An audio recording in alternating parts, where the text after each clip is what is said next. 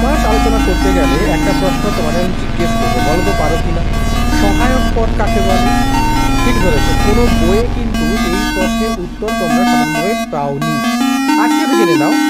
সমাস আলোচনা করতে গেলে যেমন সমস্তমান পদ জানতে হয়, পূর্বপদ, পরপদ, ব্যাসবাক্য জানতে হয়, তখন সহায়ক পদটাও জানতে হয়। সহায়ক পদটা এক প্রকারের কারকের মতো বলতে হয়, শূন্য যে বিভক্তি তার মতো। কিছুটা বলতে পারো যে এমন একটা পদ যে ব্যাসবাক্যের মধ্যে তো অবস্থান করছে, সমাসবদ্ধ পদ গঠনে সাহায্য করছে, কিন্তু নিজের সমাসবদ্ধ পদ বা সমস্ত পদে তার অবস্থান সেখানে দেখা যাচ্ছে না।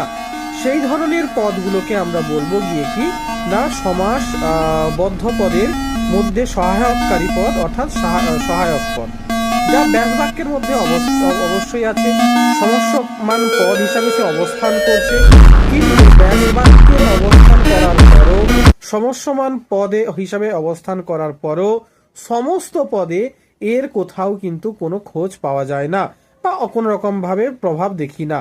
এই ধরনের পদগুলোকে আমরা বলবো সহায়ক পদ। তারপর জানতে হবে, ধরো ব্যাস বাক্যের অপর নাম কি? ব্যাস বাক্যের অপর নাম বিগ্রহ বাক্য, বা ধরো বলতে পারো সমস্ত পদের অপর নাম কি, বা সমাসবদ্ধ পদ। এই ধরনের বিষয়গুলো কিন্তু জানতে হবে। তোমরা একটু কমেন্ট করে আমাকে জানাও যে ব্যাস বাক্য বললাম, এই ব্যাস বাক্যের প্রত্যয় কি হবে বা ব্যুৎপত্তি কি হবে, এটা একটু আমাকে জানাও তো। না বলতে পারলে কিন্তু অবশ্যই আমি তোমাদেরকে বলে দেবো, ঠিক আছে? এটা একটু জানিও।